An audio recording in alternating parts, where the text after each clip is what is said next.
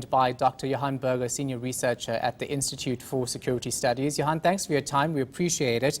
The ISS says there was no evidence to support the notion that white farmers were being targeted more than anyone else in the country. Has that changed since this land reform debate got to this point? I don't think that was ever the view of the ISS. I think, to the contrary, we said in our own research that it does appear as if farms are being targeted more than others in the country more generally. I think the problem probably is because of the form that these attacks take, the brutality of these attacks that sets them apart from ordinary crime. And also the fact that farms are more isolated and criminals tend to spend much more time during these attacks than they would do, for example, when they carry out house robberies in urban areas. And during this extended period that they spend at the farmstead, they tend to be more brutal, more violent, and the torture carries on for much longer than you would find in urban areas. And then also because farms are seen as a productive area in terms of providing food and employment and so on, and it's a vital part of our rural economy. To that extent, I think these attacks on farms are different than you would find in terms of similar crimes that happen elsewhere. What about the notion that white farmers are more at risk now because Parliament has moved to amend the Constitution to allow for land expropriation without compensation? Is that a reality or not? Well, we don't have any firm research that could support that at this stage, but I think we have to look at the broader picture, and this is where our concern is. Remember, farm attacks has been a problem for many years in this country. It's been recognized as a priority problem, and we know that there are other priority crimes as well. Attacks or crimes against women and children is another priority. But in terms of these attacks and the killings on farms, it was recognized by former President Nelson Mandela right back in 1997. Which started the whole process of creating mechanisms to increase security for farms. And it's not just about white farmers.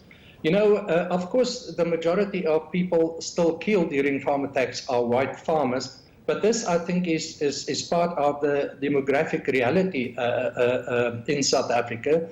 But there are, if you look at the workers killed, they represent, of course, more black people. That is another demographic reality. So one should look at the murders on farms in general and not so much on race, because I think that creates the impression that farmers are attacked only because they are white. Now, there may be incidents where this is the case, but by and large, I think farmers are being attacked, or farms are being attacked because of the perception that all farmers are rich. There's a lot to be gained during such an attack, and because they are isolated, far away from any immediate assistance or help, that this creates the opportunity for criminals to carry out these attacks. Mr. Burger, just to clarify, does Garrett Newham still work for the ISS? Yes, he does. So this is where I get my initial statement from, because he was quoted as saying that, there was no evidence to support the notion that white farmers were targeted more than anyone else. In fact, he was quoted as saying that young black males living in poor urban areas were at far greater risk of being murdered than white farmers. Yes, I said in my comment that one should not look at the fact that white farmers are being targeted because they are white, saying that farms are being targeted.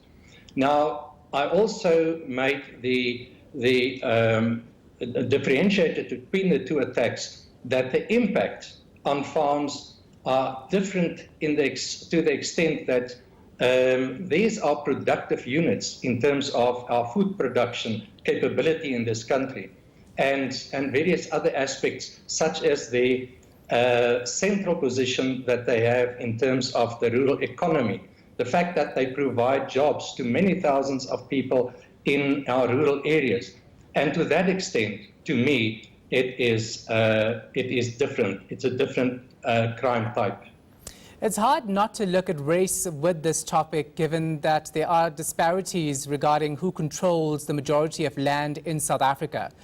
Given the land reform debate, we have many white South Africans saying that they fear for their lives because they believe they will be attacked even more now, given this stance by government. You have countries like Australia saying they're looking and thinking about fast-tracking visa applications for white South Africans. So it is race-specific to that point. No, absolutely. I think, to that extent, it is absolutely true. And I think this is what creates the problem, is that when you have political statements made by, the former president who said that whites stole the land, you have Julius Malema and his political party taking up the same view, making the same kind of statements, and actually threatening white farmers more directly. This does create the impression that this is increasingly becoming a racial issue, and this is unfortunate in the sense that it creates uncertainty amongst whites broadly, because there's this perception now, as a result of the political rhetoric that's currently happening. And that is that whites are thieves. They own their land, their property, due to the thefts, if not by themselves, then at least by their forefathers, and therefore they are criminals. And this creates the impression, if this is who whites are, then certainly either attacking them or settling on their property cannot be illegal, and it seems to be justified. This is the kind of rhetoric that's currently causing, I think, this kind of uncertainty and a feeling of constant threat by many whites. So yes, it's clearly increasingly becoming a racial issue. But it is a racial issue because studies have shown that white people still have more access to agricultural land and own agricultural land over the majority of black South Africans. So it definitely is a racial issue no matter how we look at it. The question is whether or not, given your field in expertise, security, do you think that white South African farmers have much to worry about? Should they be approaching other countries to leave South Africa? Well, I don't think they have to approach them. They are invited. If you look across Africa, and this is the interesting thing, that there are many, many African countries where South African farmers, and in particularly white South African farmers, are welcome. They are also being invited to countries such as the Republic of Georgia. So it's the strangest thing that other countries seem to invite our South African farmers, and our own country seems not to be interested in assisting them, even in terms of the land reform process, which organized agriculture is actually supporting, as long as it's a responsible process. And the president has promised that there will be this kind of responsible process, but this is not the impression created by political parties such as the FF and certain other individuals. So this is the uncertainty. Nobody knows for certain what is going to happen. There does appear to be a certain climate of not just uncertainty, but actual fear about what will happen in the future. So do you agree that some white farmers believe they're under attack? Yes, I do. They actually... On what basis?